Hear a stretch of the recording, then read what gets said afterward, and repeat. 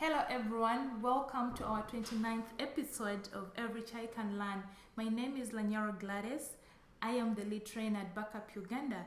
Today we are very happy once again to meet our new guest who is going to tell us her names, where she's from, and what she does for a living. You're most welcome. Thank you. Hi, I'm Colleen Lee. I'm from America. Originally, I've been in Uganda for 11 years now, so in Gulu. So I'm pretty Gulu at this point. I have a master's in public health, and my husband and I work here in Gulu running a ministry, doing house churches. It's called House to House, Following Jesus. And I'm also a mother of two boys. One is 9 and years old, and the other is making 6. So, yeah, happy to be here. Thank you very much, Colleen. I believe you know a little bit of Acholi now, because 11 years is quite it's quite a long time. Interesting. Thank you so much. At least she knows Angeyo Manogno. Thanks so much. I know our listeners will be very interesting to hear. I know before we met, or before doing this recording, I'd had a conversation about your child having ADHD and autism. Mm-hmm. Could you let us know about being a parent to a child with both autism and ADHD? How and when did you know in the first place that you have a child with both autism and ADHD? So we didn't notice at first. Like my 9-year-old has autism and ADHD. And at first we didn't really notice because developmentally he was hitting all of his milestones. So he was like when baby's starting to crawl, he was within the range of starting to crawl. When babies are starting to walk, he's starting to walk. When they're toileting independently, he was toileting independently. So there wasn't anything major. It was speaking. We had a moment where we were like, is he okay? But we had just gone to America for the first time after having him here. We went to America. He heard all those American accents, and then we came back. And then he got very quiet, like he had been starting to make those like ba ba ba baby sounds. And then he got to Uganda and started hearing Acholi again. And then we thought maybe it was like he was just listening. He was just trying to understand, like, oh, something's shifted in how everyone is speaking, and there's a second language. But then after a couple of months, he just started talking in full sentences and speaking Acholi and English. So it was like, okay, he was just learning his second language. And so we didn't think anything of it.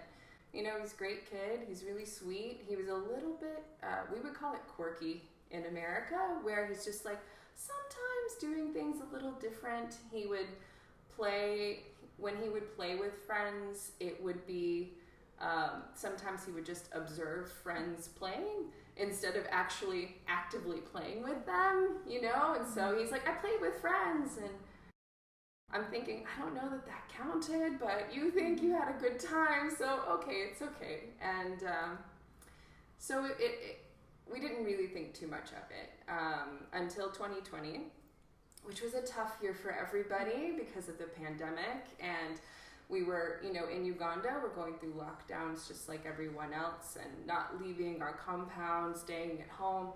And he missed seeing his friends, you know, all of our social lives have all, you know, gone away, and we're all with ourselves.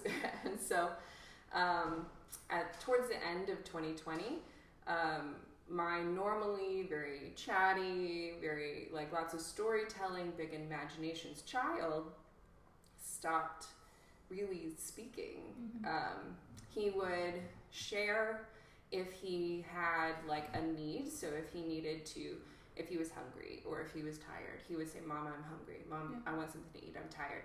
But instead of telling us these interesting stories and bringing us into his world, you know, with his words, he just stopped speaking. And that was our first real sign. It was like something's wrong. People don't just stop talking. That's not normally what's going on. And, where is our son? Like we missed him, and we missed our normal conversations and our life that we had grown used to with him.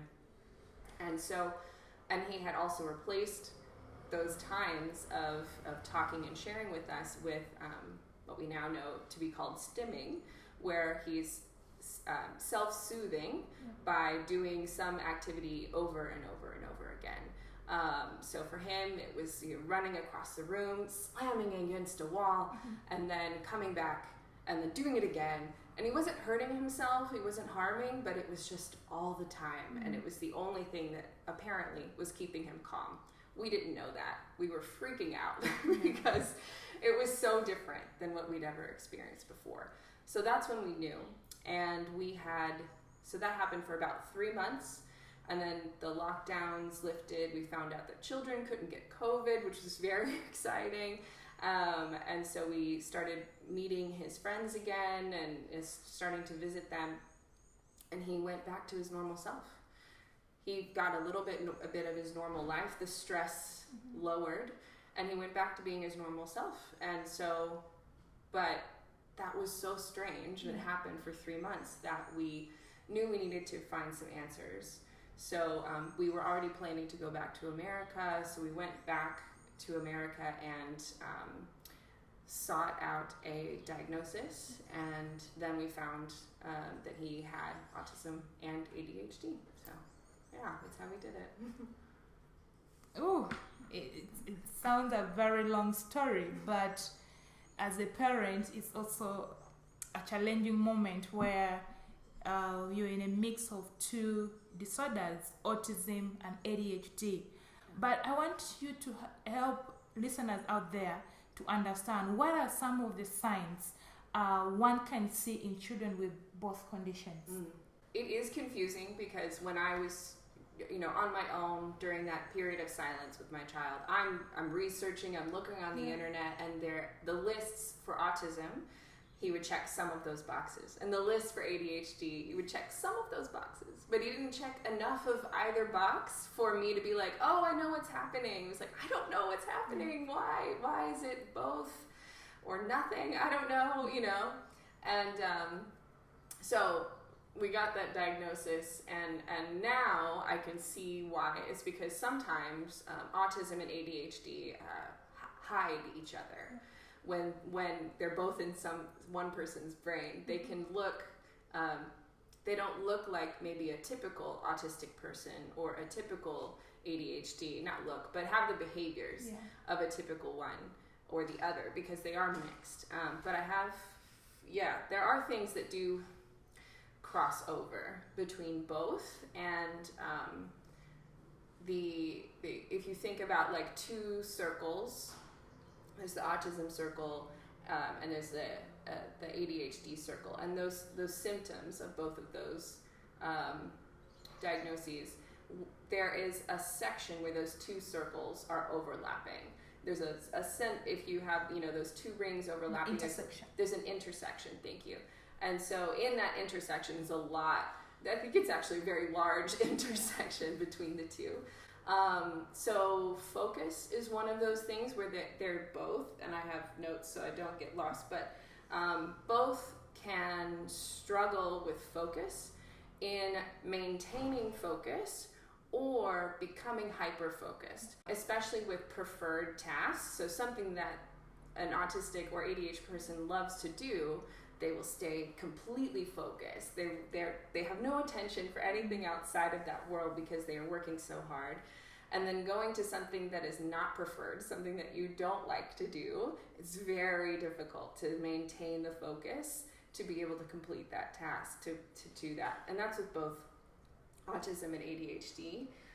Impulsivity can be very similar as well. So an ADHD brain can be very impulsive, can say things or do things without really thinking. It goes so fast from the brain to the body or the mouth that it just poof, comes out.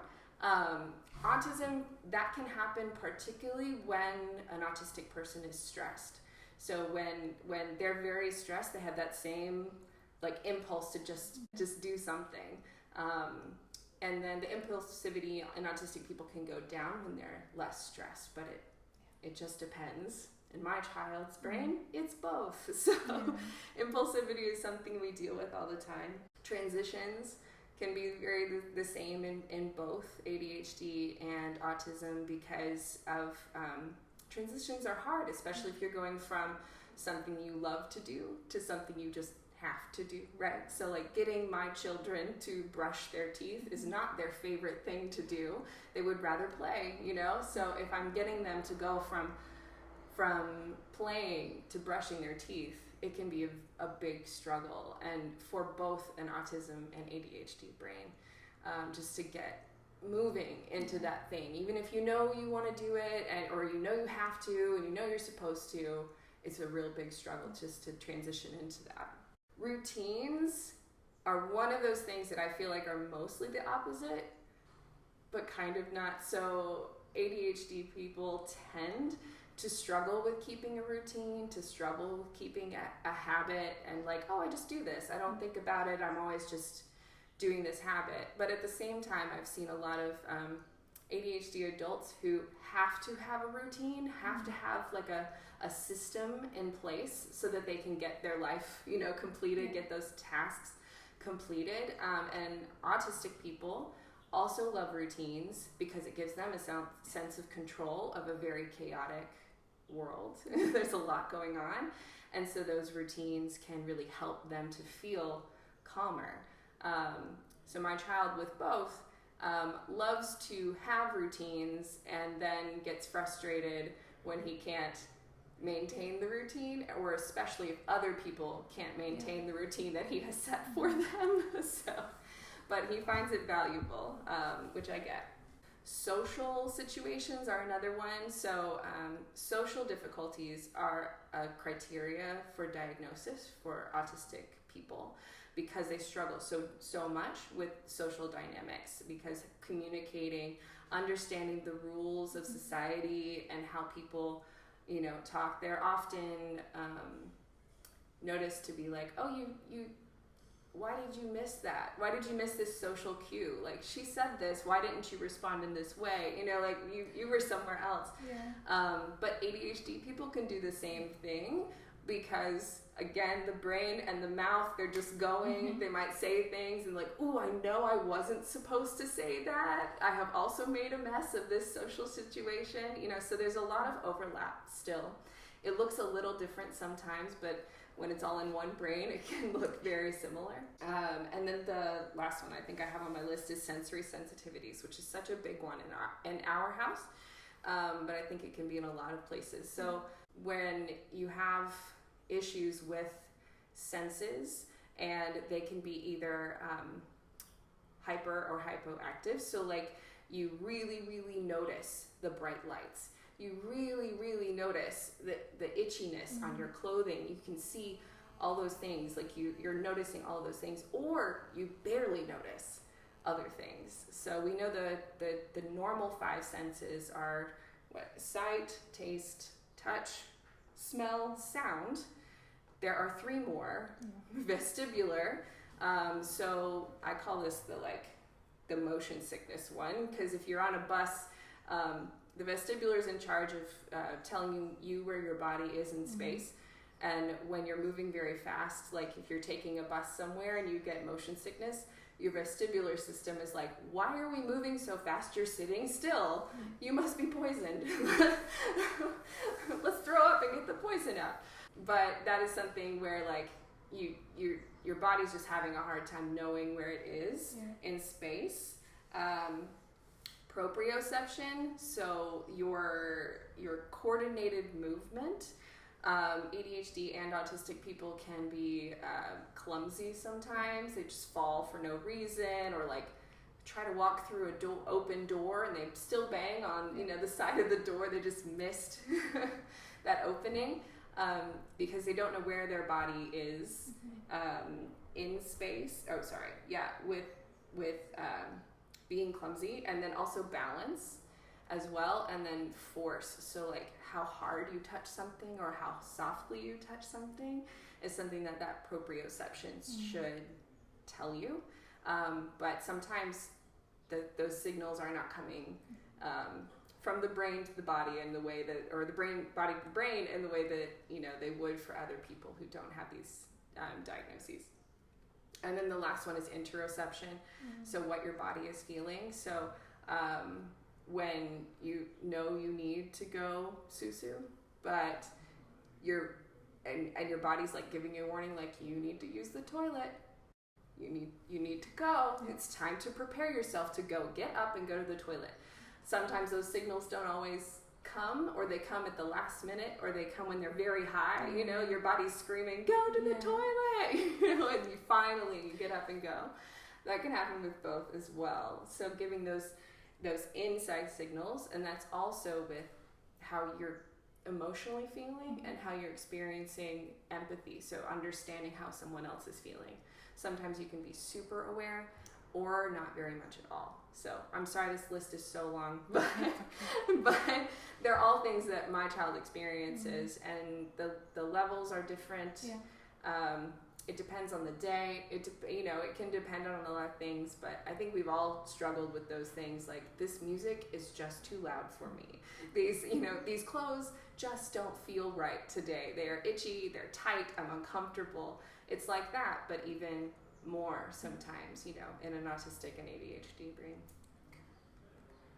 Wow, this is interesting, and I know whatever my guest has been explaining as some of the things that we really experience as human beings, or as people who do not have these conditions.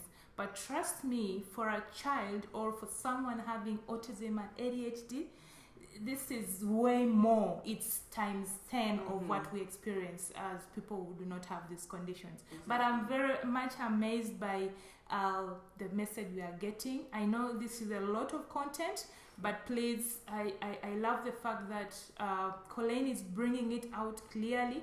And another interesting thing that I really want to find out from my guest is, how have you been able to support your child? It really feels like it's a lot. Having a child with ADHD, and then at the same time having a child who has autism. How have you been able really to support your child? So, like I said, there are so many things that are similar with those two diagnoses.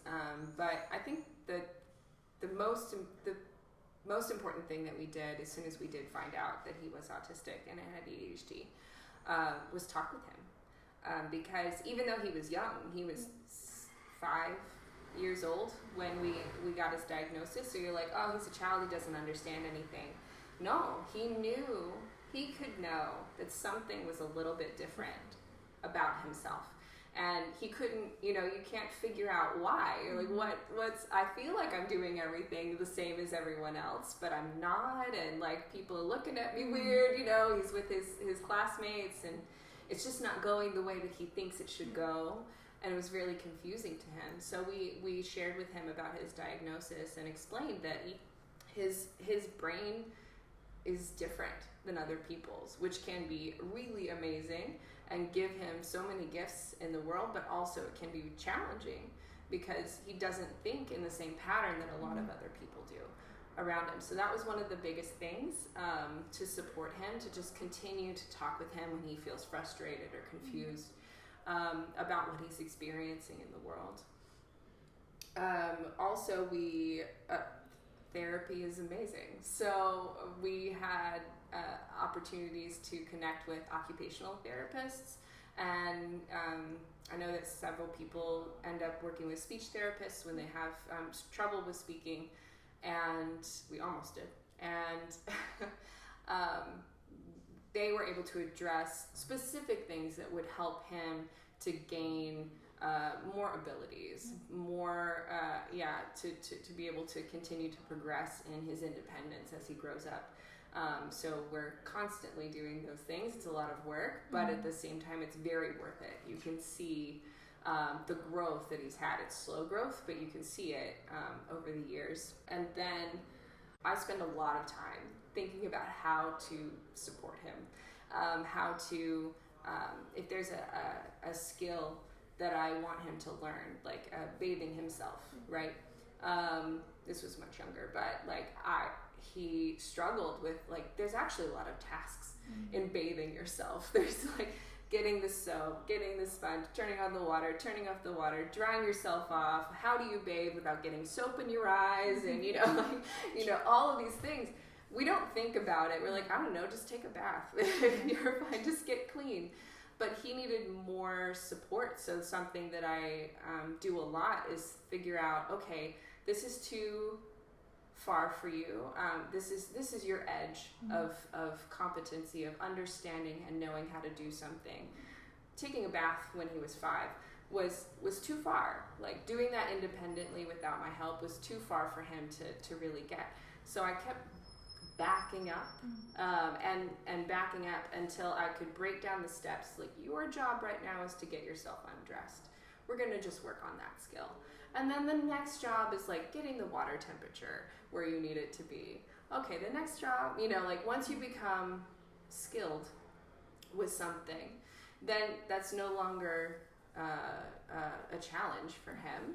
It doesn't feel like chaos. And then we can add, but it's a little at a time instead of just, okay, go take a bath, figure it out.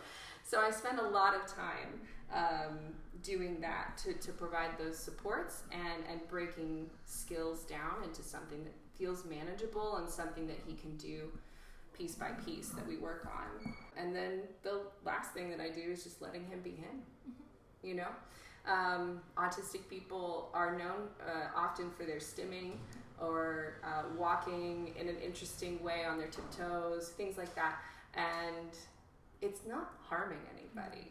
It is a way that they keep themselves calm, right? It's a way that they or experience joy. And I found out very quickly. I followed a lot of autistic adults on the internet. Thank you, autistic adults on the internet, for sharing those experiences where when they were able and allowed to be themselves, when it wasn't harming anybody and it wasn't harming themselves, and they were just able to spin for as long as they wanted or walk on their toes without anybody, complaining, then they felt more themselves, and then they felt more free, and they felt more in control of themselves, which I love.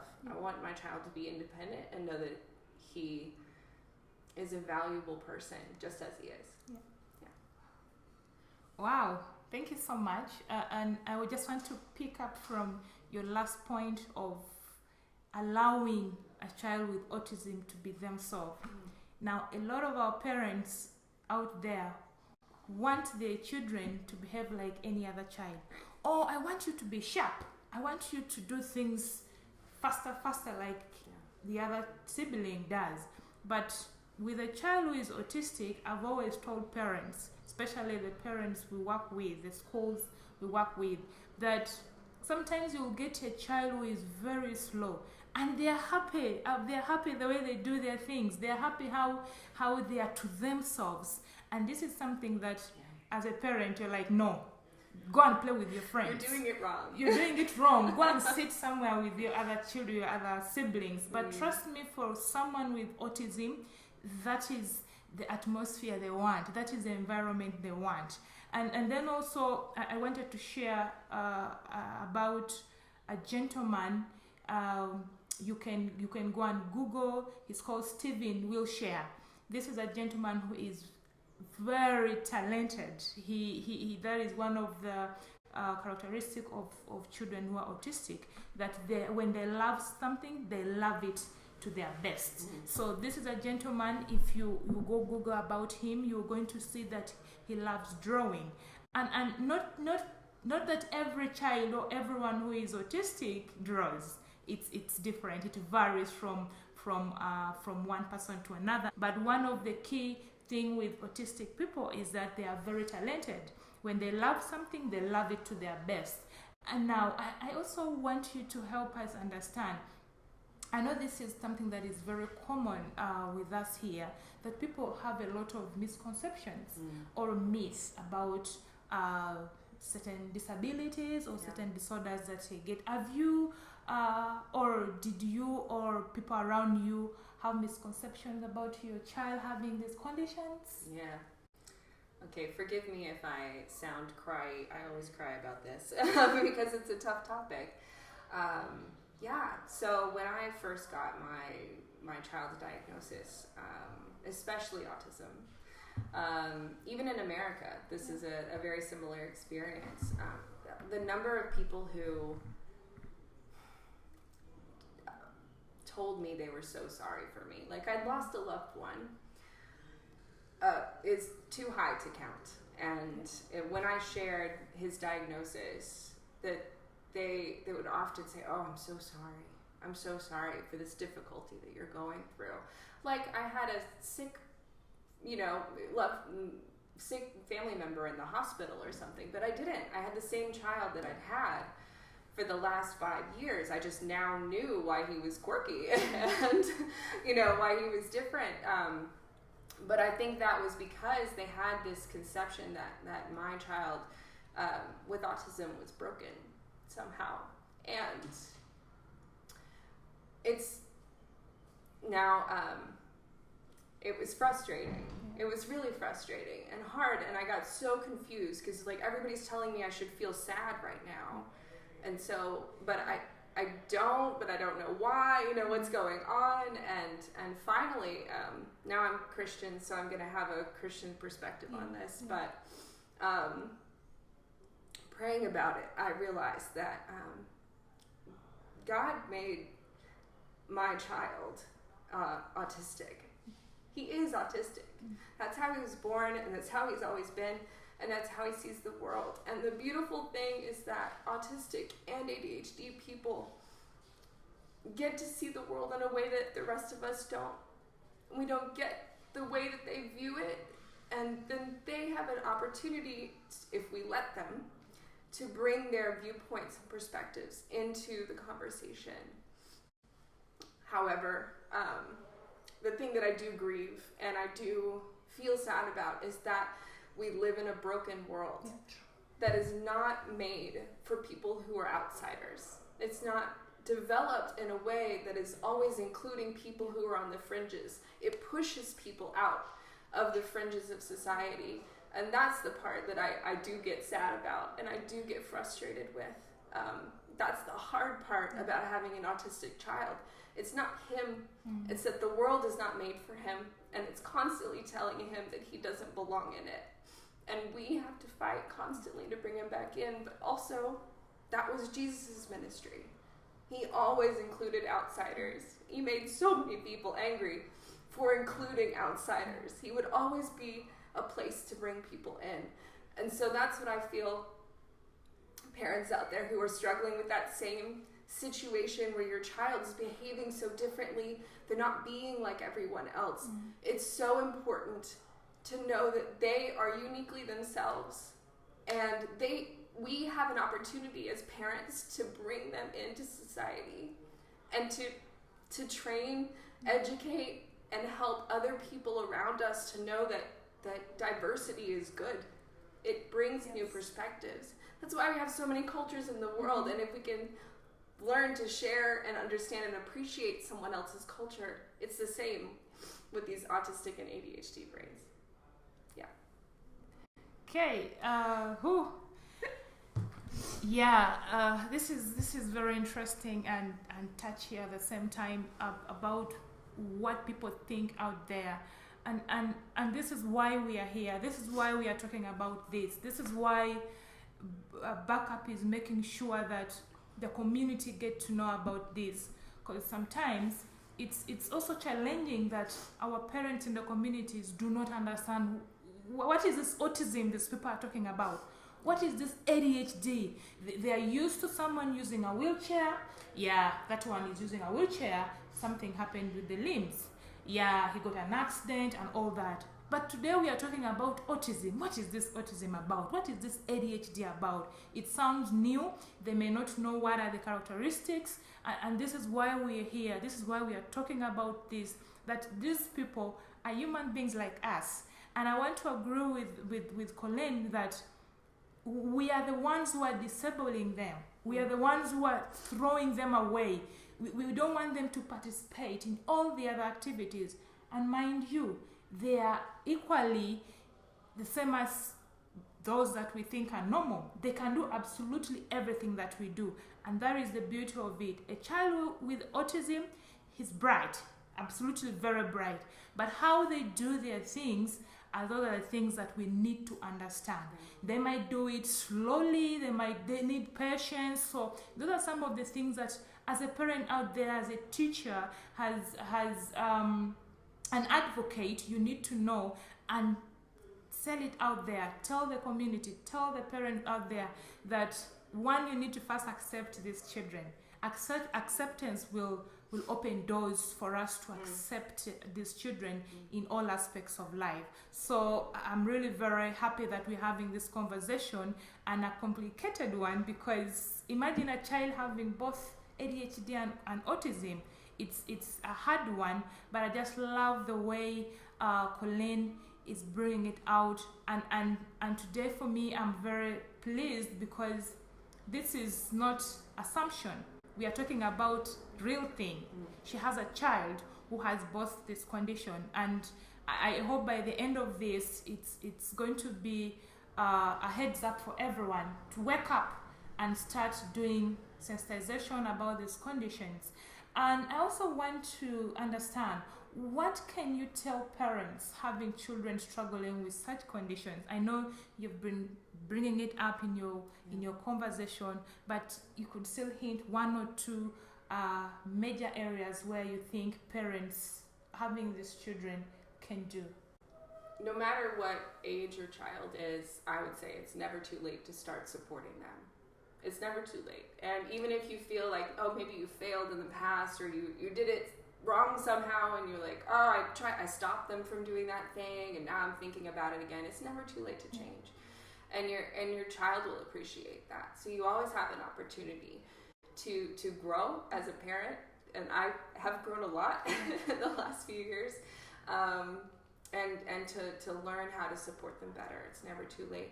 And then another thing that again, I have a unique perspective in that I'm an American living in Uganda. And I realized at some point after getting my child's diagnosis and hearing from other autistic and ADHD people, that autistic and ADHD people are a lot like another culture. They're their own culture. They might understand each other better. Two autistics from totally different backgrounds might understand each other better than they would the rest of society who have non-autistic brains. And I realized that it's like they were born with their own unique culture. So they might be a Choli, but they're also autistic. And they have two cultures in their head that they're working with. And when I, as an American, showed up in Uganda, I was very lost. I did not know, like, I don't have autism, but I don't know anything about culture and about what was normal and how to greet people on the street. Not even language, but just how to behave, how you shake hands, am I doing it right? And everything that I did, especially in the beginning, I was learning. I was trying it. I'm trying out like these rules of society to try to understand how Acholi people, Ugandan people worked, so that I could blend in and look kind of normal and nobody thought I was too weird, even though I definitely stick out, but that I could understand culture. Autistic people are born into that same situation. They are born not understanding the rules of the society that they have been dropped into, even if it's the one that's technically theirs, but they are always autistic. And so that they're always having to perceive the world around them from that learning experience, and that's exhausting. When I first came here, I had to sleep so much because my brain was on overload trying to understand society, how to do anything, because nothing was normal to me. So I would ask other parents, be sensitive to your child. Give them some understanding, some grace, some empathy in knowing that they are struggling with the day-to-day that you don't even think about. You don't even consider. You just do your day, and they are having to think through all of the patterns, all of the conversations, and prepare themselves so that they look normal, or they match what's happening around them. When they mess it up or they don't behave in that way, I ask that you give them that grace, that understanding, like you would, and so many gracious people were to me as a foreigner who didn't know anything, and many people were so kind, and I so appreciate it. But understand that your child who's autistic, ADHD, is also having the struggles. So give them that type of grace that you would give somebody who's not from your culture. Thank you so much. And this brings me to repeat what I've always told parents, that home is the first school. Just like she said, get to know your child better. Actually, you know your child better than a teacher, because you are the one to take your child to school and tell the teacher that this is how I gave birth to this child. She shows these signs, he does this thing and all that. Because if you don't, then it's going to be a hard thing for a teacher to start understanding on. And they are the teachers who will keep sending this child away from classroom because they don't understand. So please, just like Colin said, let's take time to understand who our children are. So let's take time to understand our children and also their behaviors. And then I also wanted to find out from my guest Colin if you've ever heard about inclusive education, because our discussion is all surrounding inclusive education. We are looking at including those children with all these conditions we're talking about. We are just talking about autism and ADHD today, but there are many more other conditions that we have not talked about. So I wanted our guests to explain about something about inclusive education, if you've ever heard about it. Yeah. Thank you. Thank you. From America, they have, they often, when I was growing up, it's called special education programs. They had special teachers. There were moments in our day where the children that were in special education would merge with the ones who were not, and then they would go away, and then that was my understanding. Thank you very much. How we look at inclusive education, just from the word inclusive, is regardless of anyone's race, tribe, culture, religion, nation, they are all part of let's say a system that has been put up. Let's look at education. They are to be included. We are trying to fight against units. You go in schools and you get a separate unit created for children, let's say with disabilities. We are fighting that. They should be included in one classroom and even taught as one class. Now, a lot of times when you go to different schools, they are practicing exclusion, they are practicing integration, they are practicing segregation, and I mean, that is not inclusion. Right. We are looking at involving every child. Yeah. We have not mentioned disabilities here, but every child, regardless of what they are going through, to be in one class.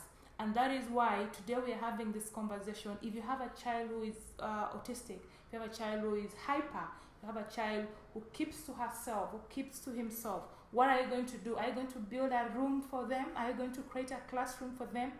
Learn the skills of how you can handle the different categories of learners. There are even students or children who may not have these conditions, but they portray one or two of characteristics. And as a teacher, you need to know how to handle that. And that is why we are saying inclusion is paramount. Inclusion is the key to all that we are doing. Similarly to your homes, you don't segregate your children. No. If you are doing that, then you should change as a parent out there. Please. Yeah, exactly. So the thing that's really interesting is now I know that like our classrooms when I was a child did not have to be segregated. It didn't have to be. And when we had the moments when we were all in the same classroom together, I benefited from the people who were in the special education classes. I benefited from them. I learned more, I understood more, and I became a better person because of it. So it is not just benefiting the child who might have a disability, it is benefiting the children who do not, and makes them better citizens of the world, better people in the community from that inclusion. So I'm all for it, for sure. Thank you for adding that. I know someone out there is wondering, we are talking about your child. Has your child been able to join school? I know it's a question that it's running in people's mind. Sure. Could you tell us if your child has been able to go to school, and how easy has it been for either the teacher who is teaching him or your homeschooling? How has it been easy? I know these are skills that a teacher out there wants to grasp. Yes. How do I handle a child in classroom? Thank you. We do not have classroom experience. I'm a homeschooling parent. We did try school, and it was a struggle, I think, because those teachers did not know how to include him in a way that was really benefiting everybody. But I have had now several years. The same time I got my child's diagnosis in 2021 was also when we were starting school. So I have been the teacher and the mom for quite some time now. So yeah, I have things that have worked in my home to help my the children both learn that have really worked, and I hope that teachers out there can take what works and adapt it to a larger classroom setting. So transitions, I know that we talked about this earlier, that transitions can be a struggle. And so something that I do to help both of my children transition from their playtime or something that's really easy for them into something that's more into like, okay, we're getting into serious learning now, is I give them a transition activity.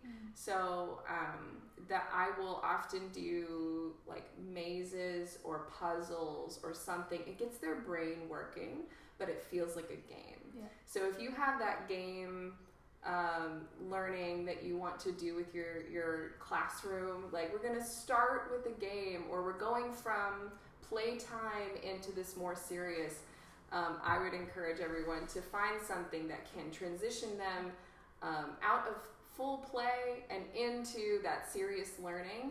There's kind of a middle. So I would suggest that it works wonders for my children to, instead of them running around outside, then I'm getting them into something that they like, but now they're seated, and then they are working, and then we move forward from there.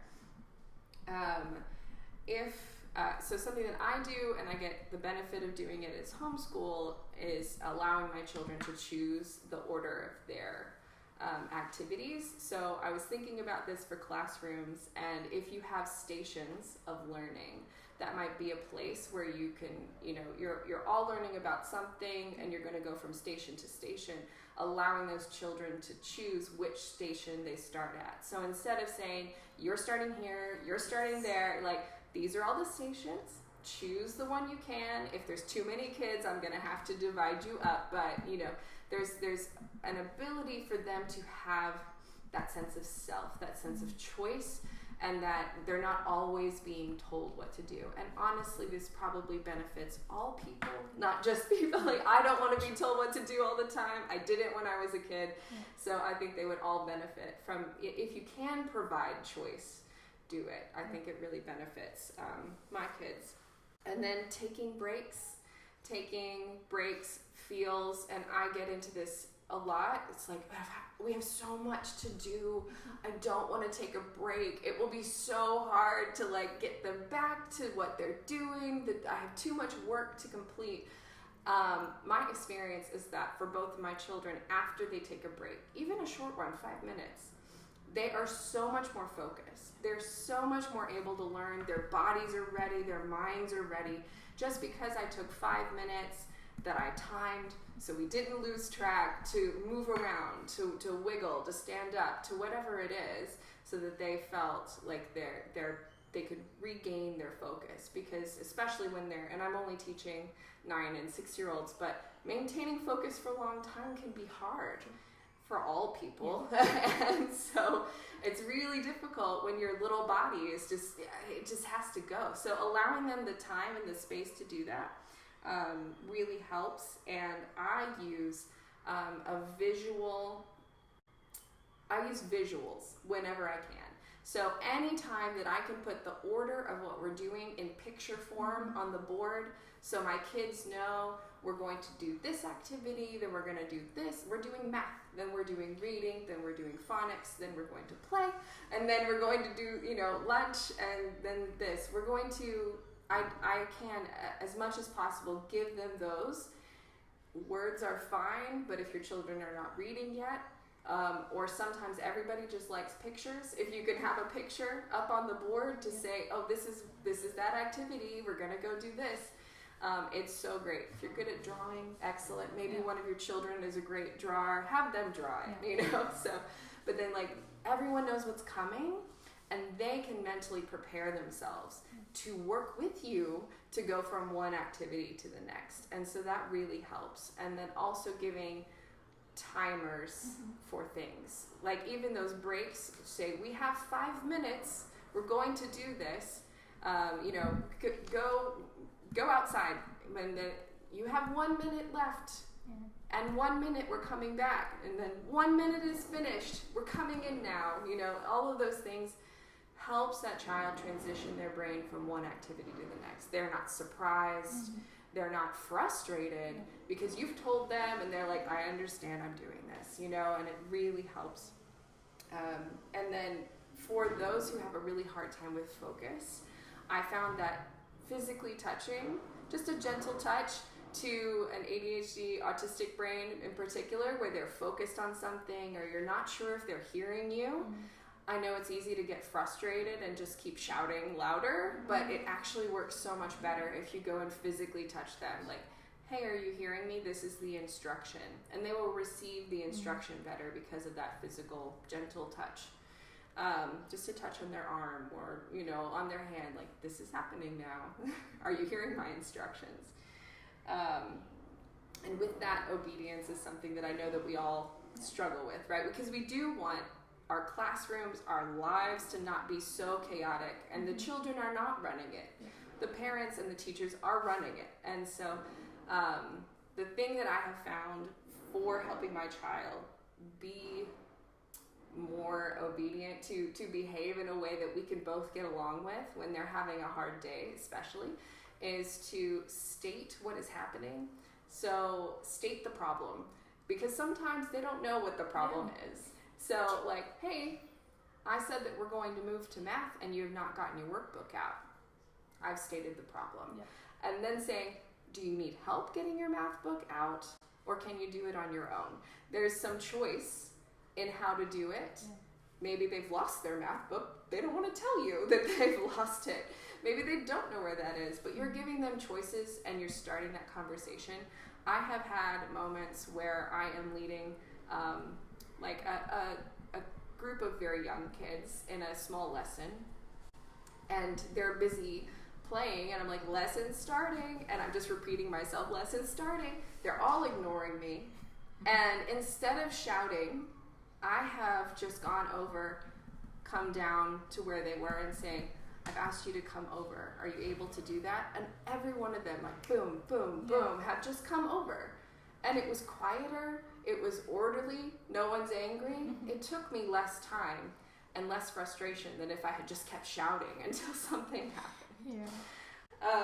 So that's something that's really helped me with both of my children, to really get them to work with me on doing something, and to we're learning together. We're going as one, right? Well, what a good job. Okay, thank you so much. You've made me keep smiling. I even changed my sitting position to see you and just understand. And I've realized that teachers who are listening to this will understand, because a lot of times these are the things we communicate to them. And I kept noting down a few of the things that, for me, it stood out for me, and I'm like, wow, this is amazing. And it's the same things that we've been telling teachers. And just like Colleen explained, having breaks, having icebreakers in each and every lesson you're teaching is very important. For example, kids are from breakfast or they're from lunch. They are either they are full or they're excited from running around and all that. They enter classroom, boom. We are going to learn about sanitation, for example. Trust me, even someone who does not have any condition will feel, man, let us first rest. Let my brain first settle, sir. So I just love the point that Colleen said, that have some breaks. Let them start singing as they are coming down. Right. They're trying to settle themselves, trying to settle their brains down. And then, you can start your lesson. I know in our conversation sometime back with Colleen, she talked about explaining, and the child is like, but why? Mommy, but why? Why? And we have these children in our classrooms, we have these children in our homes, where the child, and you as a parent, you're like, but you kid, actually they challenge you. So most of the time we need to have the reasons. And these kids are very brilliant. When they ask, but why? I'm going to town to buy. But why? Even after telling them to buy food for dinner, but why? So they really want to understand, and that is how their brains function. Tell them the reason. Don't leave them hanging. And then also give them instruction at a time. You come to class and you tell a child, pick out your math book, get this textbook, open page 20. Man, for a child with autism, even a child with ADHD, is already lost. It's a lot of instruction. It's a lot of instructions. Can you tell them one instruction at a time? Get your math book. Have you all opened your math book or gotten your math books out? Yes, teacher. Go to page 10. Are we all on page 10? Teacher, no. Teacher, yes. Teacher, no. Teacher, yes. You follow. You go to the ones who are lost. Open together with them. Trust me. The one thing I've seen with schools is that these are teachers that will be loved, because they do things that kids want, and this is what we call a learner-centered way of teaching. You're not doing a teacher way of teaching. A teacher way of teaching is you do your things, and the kids have to follow by force. But a learner-centered way of teaching is you communicate to them, you do things that work for them. Of course, not pushing you away from your lesson plan, but at least you're communicating with them, and then them also aligning with what you've prepared for them. And then giving them timers. Trust me, Colleen, this is also the hardest thing with adults. We do a lot of trainings with teachers, and when we give them activities in the course of our training, just through activities, and then don't tell them the minutes left. They are going to start having conversation. Some of them are going to start laughing, and then they'll start doing their own things. But should you give them a time limit? 2 minutes left. Someone is already quaking and picking the pen.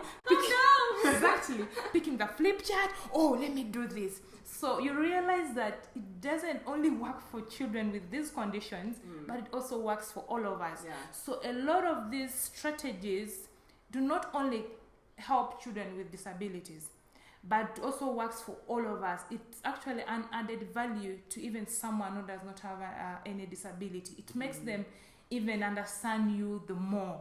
So these are some of the things that you can do, and teachers out there, I know the teachers that have already gotten our trainings, please just do this. You're going to put a smile on someone's face. You're going to put a smile on this autistic child's face. They will look for you. They will want that particular school. I know the parents who will testify that my child doesn't want to be chained. I want this school. I want this teacher. Actually, they cry the names of the teachers they love. And some teachers are like, but why does this child love teacher Colleen but not teacher Gladys? There is a reason. Ask them, actually. Ask them why.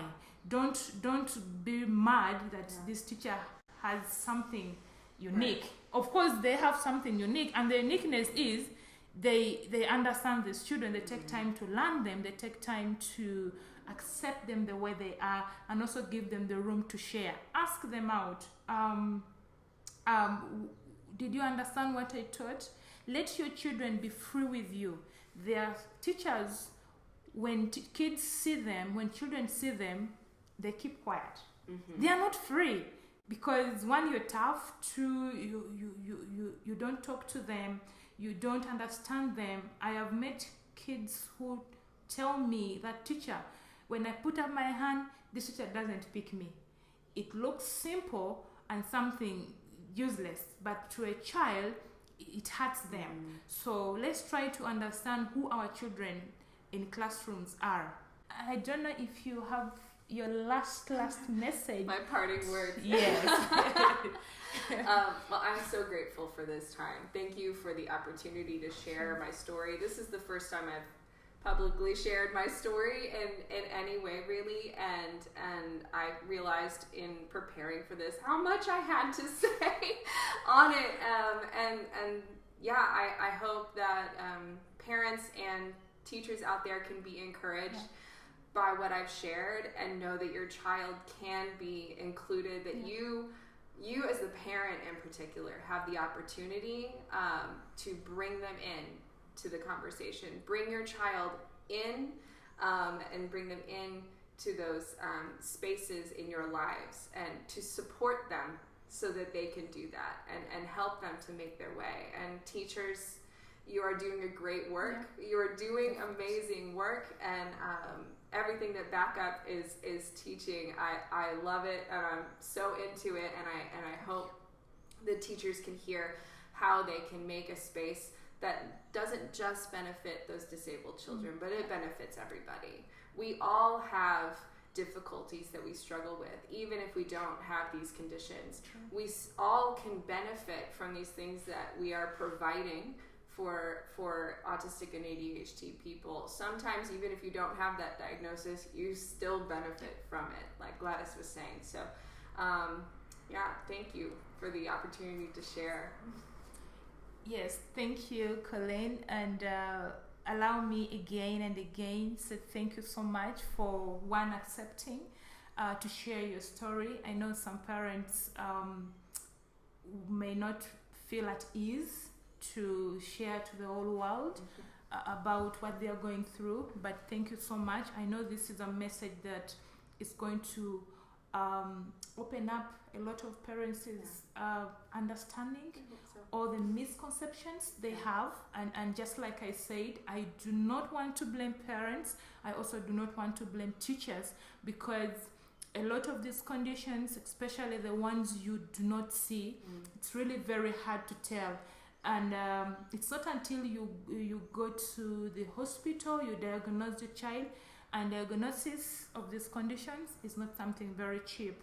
And it's my prayer that we get to have this at the back of our mind, even when you do not have money, but at least you understand and you know that these are the things I need to do. If I get money, I can go and test out my child. And trust me, there are schools out there that will accept your child. Let's not hesitate to keep our children home. And just like I said, some of these children are the ones that will be a breakthroughs in your families. We ignore them, we throw them away. We think the ones that we call normal are the ones who are going to help. Trust me, sometimes they are the opposite. They are the very kids that we've thrown away are the very kids that will be breakthroughs in our families. So let's take them, let's accept them in our schools, in the classrooms. Let's treat them equally. Thank you again, our guest, Colleen. And as Backup Uganda, we always say every child can learn.